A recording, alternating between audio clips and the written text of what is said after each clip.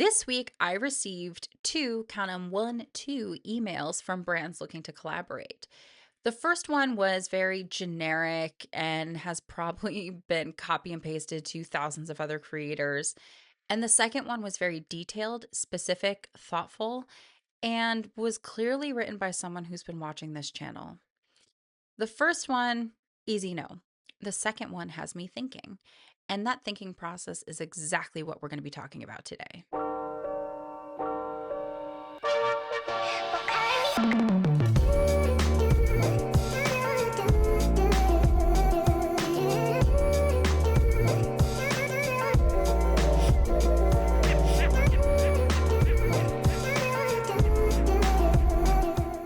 Hello, my beautiful entrepreneurs. My name is Tabitha, and welcome to A Hot Mess Builds an Empire.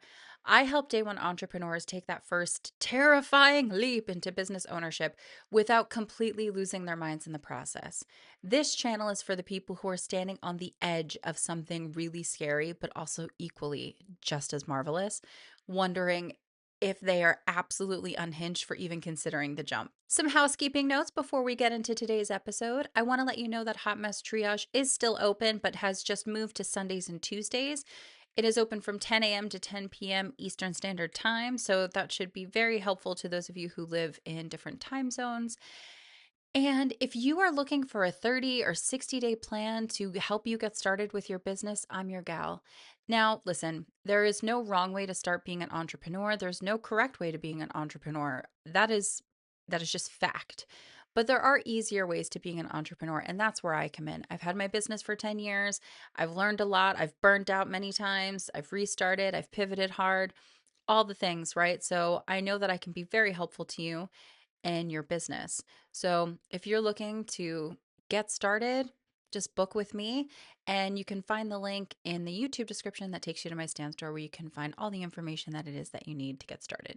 So today we're talking about brand partnerships, what to look for, what to avoid, and why saying no could honestly be like the most powerful business move for you.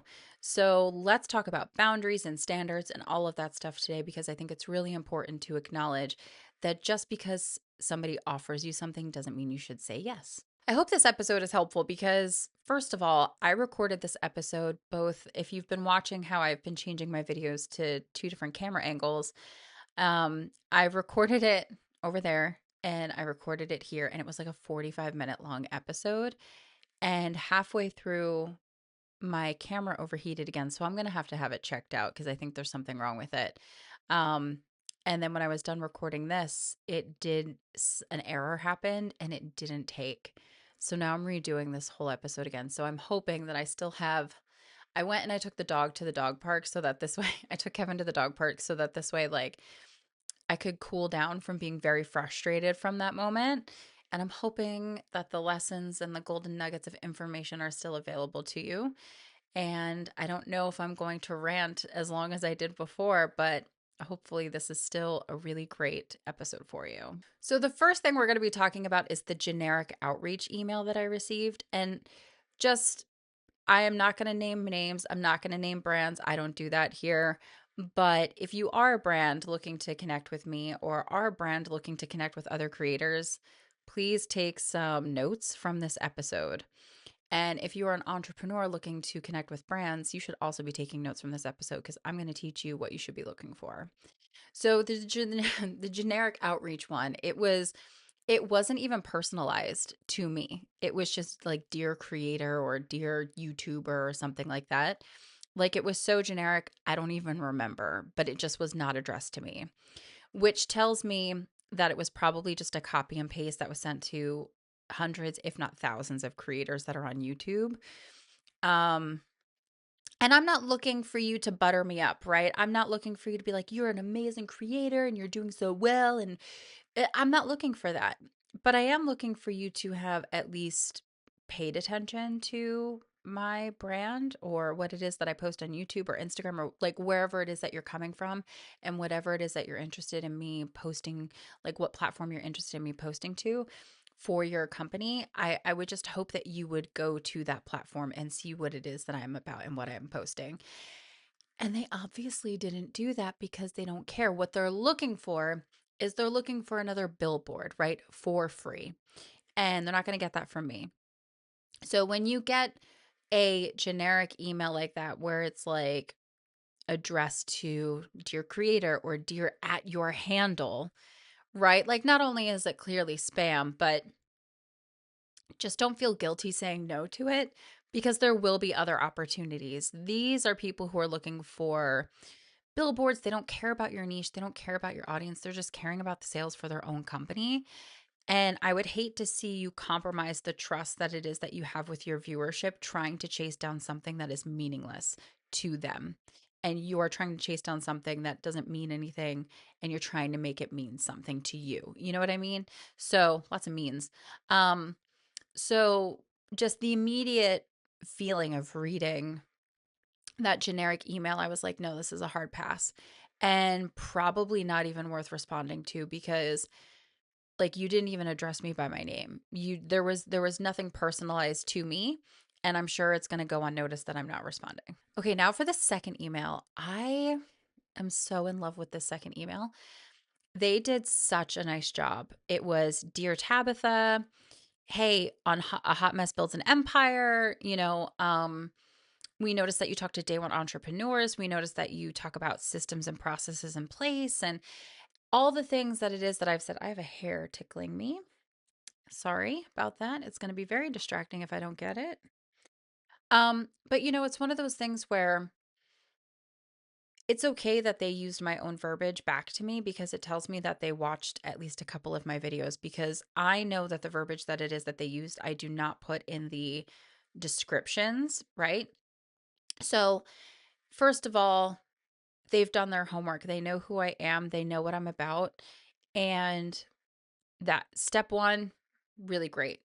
I felt very flattered receiving this email, and not because I look for it, but it's something that clearly somebody took the time to write a thoughtful excuse me, to write a thoughtful email to me about. The first paragraph was about my brand. The second paragraph was about how their product or service can align with my brand and how we can work together. Beautifully written, really well thought out. And if you're that person who wrote that email and you're watching this channel, thank you so much for writing me like a really decent email. It was just really cool to receive something for the first time from a hot mess builds an empire.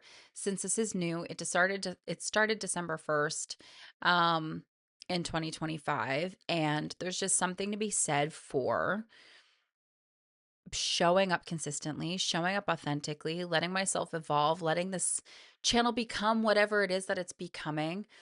And it caught someone's attention. So, um,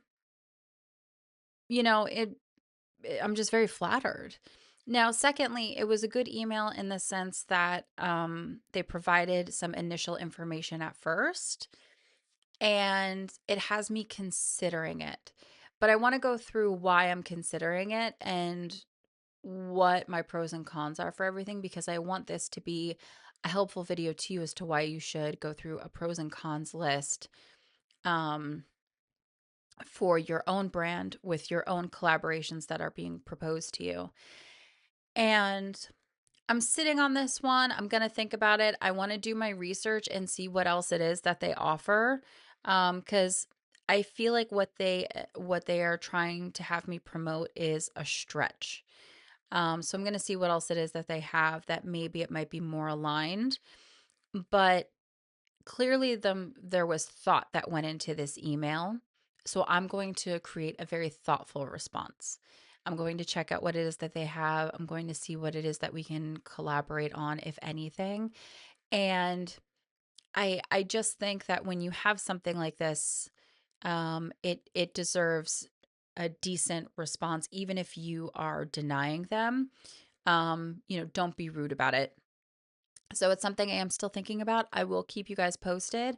But if I start promoting something on here, you'll probably know that I started the brand partnership. But what I am currently, who I am aligned with, is I'm an affiliate for Bluehost, and I've had my website with them for 10 years, 11 years now. And then I'm also an affiliate for Busy, which used to be Inkfile, because they are the people who I go through for my LLCs that I have. And the reason why I'm very happy to be an affiliate with them is because I have experience with them. I've gone through their customer service. I've gone through the process of everything. I love their dashboards that they have. Everything that is available to me on these two particular brands, I'm very, very happy to be partnered with. So, um, I do have episodes where I talk about that, but those are just the two that I have right now. So if you see a third pop up, we'll see. Now, the one thing I want you to take away from this, and especially I hope this hits home, because I see a lot of creators say this who have like 250,000 subscribers, right? 250,000 followers on Instagram. And um there's just something to be said where it comes from a smaller creator to say that your subscriber count doesn't matter. Um Now I have 54 subscribers as of today. 54. And I received 2 brand collaboration emails this week. One not thoughtful, one very thoughtful. So showing up consistently, keeping that brand message the same, letting myself evolve into a voice that is for day one entrepreneurs is clearly starting to make an impact.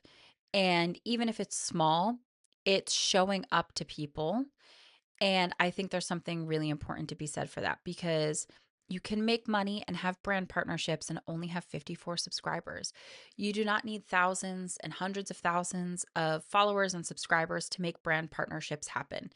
What is very important is alignment and consistency and authenticity of voice and all of that stuff that I have talked about in all of my videos, right? Like spread across all of these videos, I've talked about this so much that someone has reached out thoughtfully and said, "Hey, I think we're going to be a really good fit for each other, for you and your audience." And that says a lot, right?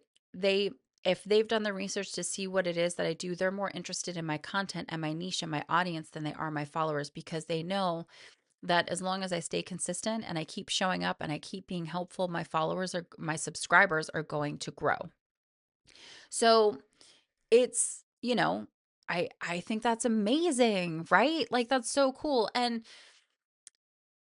I think there just is something to be said for that. I being at 54 subscribers, oftentimes I beat myself up for it. And especially since I've seen other friends kind of like get there quicker with monetization with YouTube. And it's because they've gone viral on Threads, they've gone viral on YouTube, whatever it is. And I have not had that moment yet. I did go viral on Threads recently, but it wasn't for my business, right? I shared my weight loss journey because it was just sort of like a lot of people were showing up in my feed, and I was like, "Oh, let me connect with these people and share." And it went crazy, which is amazing, but at the same time, it was not for my business.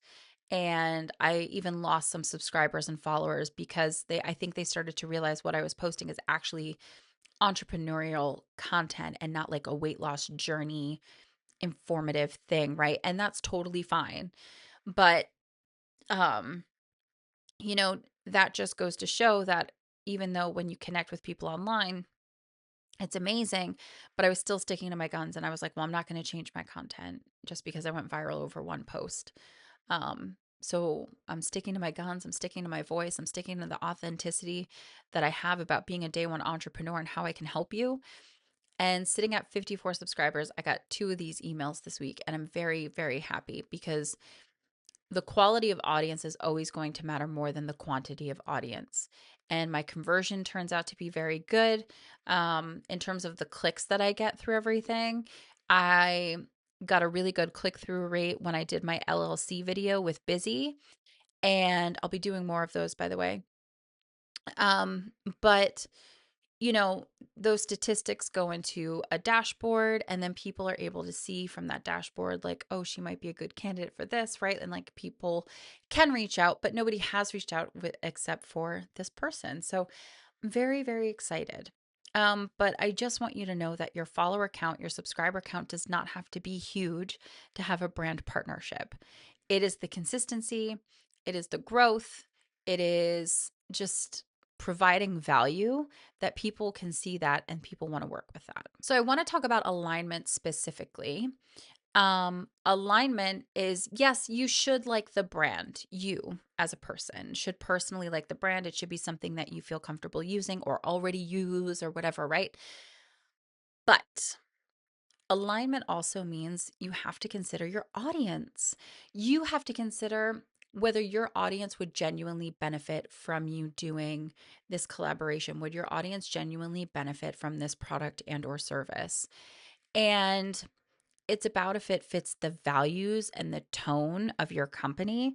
Um, I think, we're also in an age where what is their political affiliation? That is starting to become even more important than it has been in the past.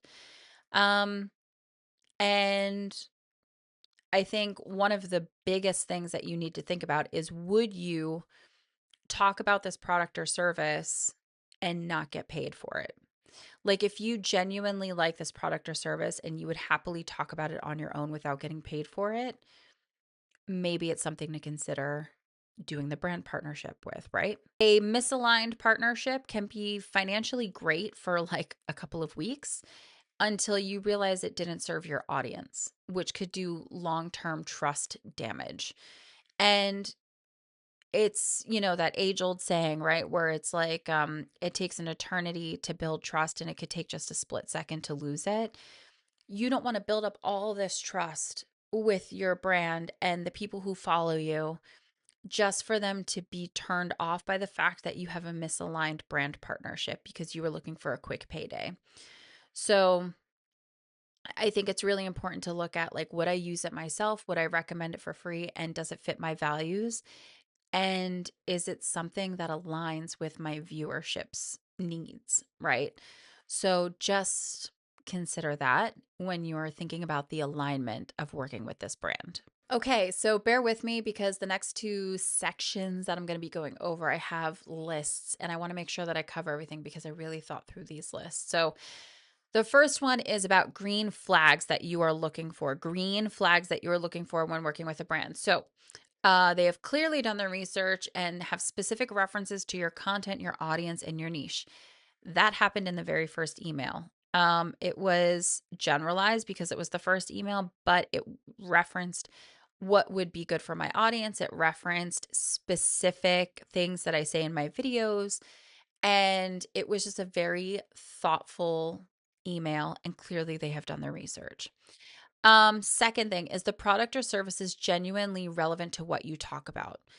What do you talk about, right? Like, for me, I talk about entrepreneurship and process and services in place. And, I think it's really important that what it is that I promote on here aligns with that and aligns with being an entrepreneur, aligns with being a day one entrepreneur, aligns with the values that I want you to have for your business, the boundaries that I want you to have for your business, all of the things, right? All the things that I talk about, like, having things organized, having things foundationally set up for your clients and your customers before you start selling, and all of these things. I want that to align with all the messages that I send, all the lessons, all the tangible takeaways, all the things that it is that I talk about. I want the product or service to genuinely align with all of that. It's very important to me that it does because I'm here for you. And anything that I've provided is for you. And, there are things where it might be a little like me involved, but it is my channel. I am a talking head brand creator, but also there's so much experience that I have over the last 10 years that I just try to share what it is that I have done and what it is that I know. Do I know everything? Absolutely not. Heck no. Oh my gosh, no. There's no way I could possibly know everything about being an entrepreneur.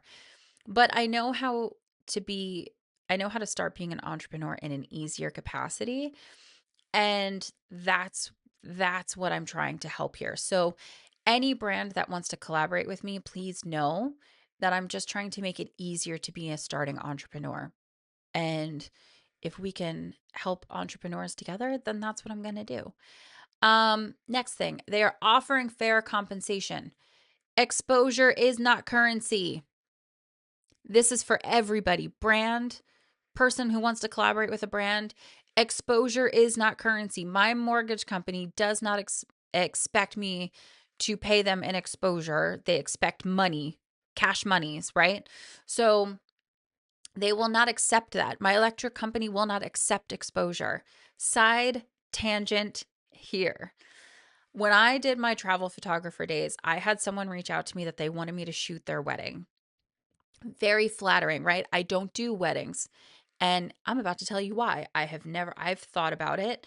I even was applying to be a second camera for local wedding photographers just to kind of get that experience. And I got way too stressed trying to apply. So I took a step back and I was like, no, if it's stressing me out trying to get involved, you're not a wedding photographer person.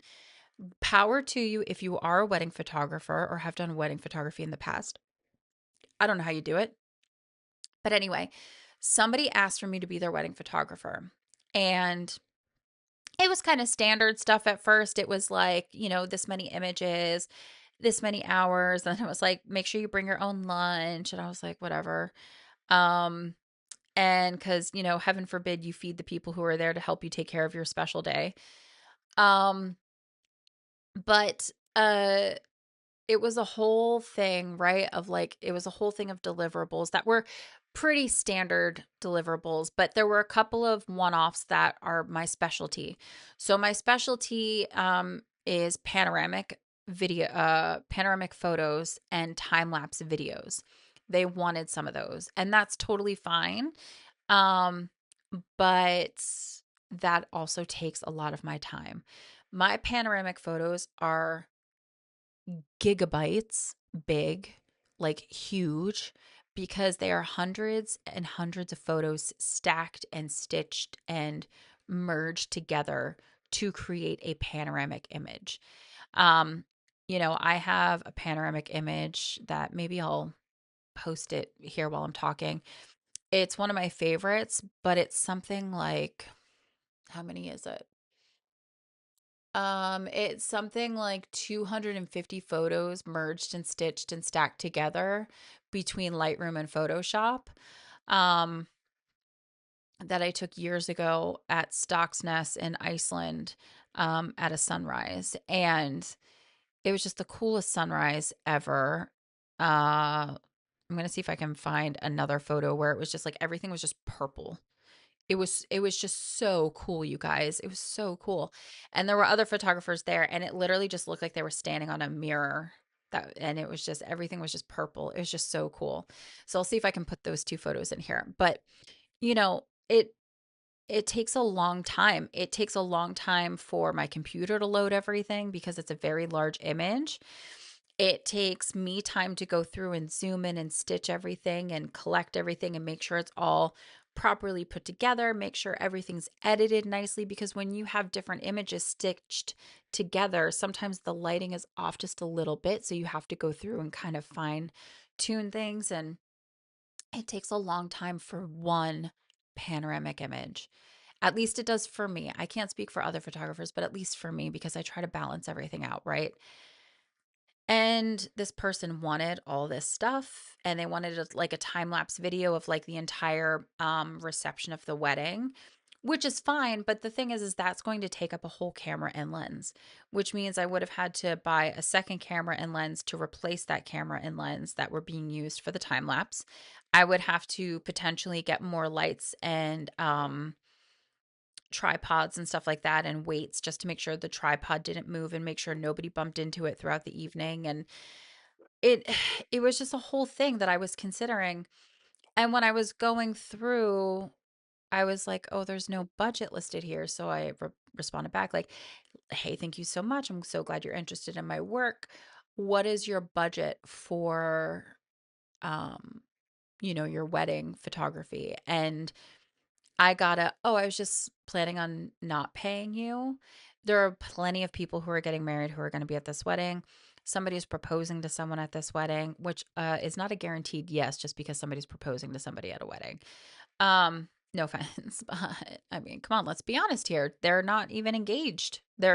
Someone is going to ask someone to marry them, and that's not a guaranteed yes, I'm getting hired to be a photographer at the wedding, right? It's not even guaranteed that that person's going to say yes to the other person. So, um that is not like good exposure to me. I also think like saying there are engaged couples at the wedding, that doesn't mean that I'm their style. I have a friend who her wedding photos are beautiful, but I would not have picked the photographer. I love like deeper, moodier stuff. I love things to be very crisp. My friend picked this photographer who, I mean, her photos are gorgeous. They're like very bright and lots of white and soft and just they feel light, right? You feel so happy looking at them and her photos are gorgeous and they just match her. They match her vibe. They match who she is as a person, that she's very like this very light and friendly person and like it just matches her. I want something, moody and mysterious and like dark academia and like that's what I would want in a wedding photographer for me. And that's actually who I was looking at and it's just one of those things that like it's no guarantee that because you're paying me an exposure that these people would want to hire me, and I let her know like here are pre-made packages that I have that fit any budget, but I don't work for free and I never heard anything back. So, do not expect do not accept exposure as currency. It is not currency. I'm pretty sure that they don't work for free, right? They don't work for free from their business where it's like, well, we're paying you an exposure that maybe you could get promoted or something. You know what I mean? Like, you didn't get paid an exposure at a traditional 9 to 5. Why do we take a big heaping stinking poo on creators because they're not working traditional jobs? Like, we're still working. We're still working. So, like, why not pay us? You know? So, again, exposure is not currency. Do not accept that shit at all. Next up on my list, the green flag. They are flexible and creative control. Ooh, this is sexy talk to me because listen, I received an email from a brand years ago that they wanted me to do when Reels first started coming out, and like really getting pushed and everything like that. Um, a brand sent me a script and they were like, do this in 30 seconds. And here's like where you ask a question. Everything that's underlined or bolded is like emphasis. And I was like, what is this? And when I was reading through it, not only was this script like incredibly Dickensian, that it would have taken me like a minute and a half to read, which reels were not that long at the time. Um, they they wanted me to like be micromanaged into the script and I politely declined. I was like, "I'm sorry, but the parameters of this are crazy. Like you're not considering the constraints of literally the platform you want me to post to, for one. And secondly, like the whole point of me being a creator is that I'm a creative person and I could do like lots of things with this. I could do this, I could do that, I could do this, I could do that. And there was just nothing that came of that collaboration. Um because they were trying to micromanage really hard about it. And listen, if there is flexible creative control, oh, it's just so awesome because then you get to do whatever it is that you want, right? Now, within reason, there is mentioning the product, mentioning the service, mentioning the brand name, websites to go to, like things that make sense, right? But in the same token, um, you do it your way. And that's amazing. And you can still show up authentically. You can still connect with your audience and you could still provide them with information to a product and or service that aligns with them. So that's also a very big green flag. They have a clear brief, but leave room for your voice and style. Again, creative control. It's awesome. And they're transparent about their expectations, deliverables, and the timelines up front. This is very important because there have been times where people wanted things from me that I didn't have the time for to meet their deadline. There have been people who were very flexible about the deadline, um, and got what they wanted. You know what I mean? So like I would I would just negotiate like, hey, if you want these deliverables, I would need an extension on the timeline. Or if this is the timeline you're looking at, here is what it is that I can do. So I would respond with two kind of separate answers. And I think that that's really important to create the boundaries with these brands is like, don't just say yes, right? Don't just say yes. Say yes, but here's what I can do for you. So, um, so again, you want research is done, the product is relevant, there's fair pay, there's creative control, there's transparent expectations. That's the whole list. Do not settle for anything less. Do not settle for anything less. Okay, now here is my list of red flags to run from. Again, I apologize, I'm reading from my list. So generic outreach with no personalization. This is so annoying. Because like how hard is it to just put my name? But also it's kind of spammy, so you just know it's an easy no because you're just not going to get anything. Requests for free or discounted work in exchange for exposure. Again, exposure is not currency, people. Exposure is not currency. I pay for the equipment that it is that I use. I pay for the tools, which are now subscriptions. You can't just pay for tools anymore like Adobe. You used to be able to download it and you just pay for access. You can't do that anymore. Everything's a subscription based thing. I pay for subscriptions. I pay for cloud storage. I pay for all the equipment that it is that I use. And then on top of that, there is my time of going out and shooting and filming or recording and putting things out there and giving you your deliverables and working. Why would I want to get paid in exposure? I I don't want that. I don't. Um I've received this one time when there's pressure to respond quickly or the offer disappears. What I had someone like send me an email that was like, if you don't get back to us within 24 hours, we're not going to do this. And I was like, then don't. Like if you follow my brand and you see what it is that I do, you know that I work a full-time job. And I have other collaborations that I was doing. I travel. I don't always have access to Wi-Fi. Like this is back in the day. And I was like, no, absolutely not. Like, why are you giving me an ultimatum? And like, I just was very confused. It was a very confusing time with that email. If there's no clear brief, no clear compensation, and no clear expectations, listen, if they are not being transparent, if they are not giving you the information that it is that you require to be able to figure out what it is that you need to do, then don't work with them. Red flag. The products or services have literally nothing to do with your niche or your audience. That is huge. That is huge. If there's something that literally does not deal with you or your audience, don't even consider it. Say no. Because the thing is like, I think there's a difference between content creators and influencers, right? I think influencers don't mind like doing kind of anything that comes their way, whereas content creators, I think, are more aligned with a brand. And this is not a dig at influencers at all. I just think that there is a difference where people draw the line in the sand for stuff. And, you know, if you love that your audience trusts you and you love the content that it is that you're creating for them and it feels very aligned and you have your values and everything like that, I just don't think it's worth a quick payday to lose that trust. I just don't think it's worth it. So if these products or services have nothing to do with what it is that you're talking about, just walk away from it. Brands that want to control your script, your tone, or your messaging completely, like I said, you want flexible, creative control. And anything that makes you feel like you need to compromise your credibility to make it work.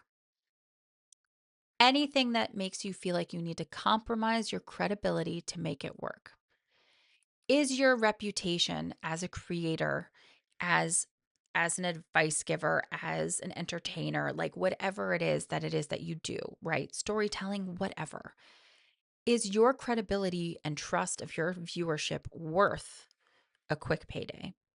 That is probably a brand that's not going to like be a partnership with you for very long. Just a couple of posts, a couple deliverables. Is it worth losing all of that? Just think about that for a minute. Is it worth losing all of that for a quick $100? I think the most annoying thing for me out of all of these is getting paid in exposure. I heard that so much as a photographer. I could just drown in the exposure that people were offering me. Um, but these are red flags, guys. These are red flags. If you are a brand, these are red flags why people don't want to work with you. And if you are looking to work with a brand, look out for these red flags and have your boundaries. Now, you can absolutely respond back like, "Hey, can you please clarify like what the compensation looks like? Can you please clarify timelines? Can you please clarify deliverables?" There are things you can respond back if you're interested in the product, if you think it would be a good fit. But I also like would just politely decline if you think it's not a good fit and if they're being very vague and kind of dancing around all of the information. So, um just use your instincts about what would be good for your brand and your viewership.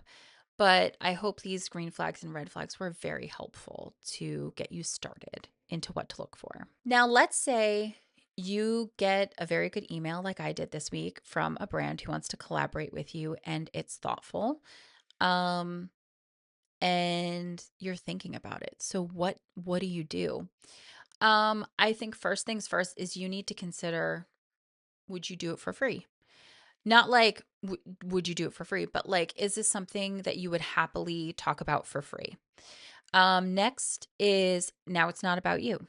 It's about your audience. It's about your followers, your subscribers, your viewers, the people that you would also want to bring in at a later time. Um what is good for them? You have pain points that you try to solve, you have value add content that you put out into the universe. Does this align with all of the things that it is that you're doing? Now, does this help you grow in a new way? Does this help like inspire you to create new content, stuff like that? Like just think about all these things, but make sure you understand the goal is not to say yes or no. The goal is to help your subscribers and your viewers. So think of them and make sure it's aligned with your company and make sure it's aligned with you. Um, if you want to ask more questions and you want more information about it, just ask them. This is very similar to a traditional job interview situation. They're interviewing you for the job, yes. However, you're also interviewing them as a future employer.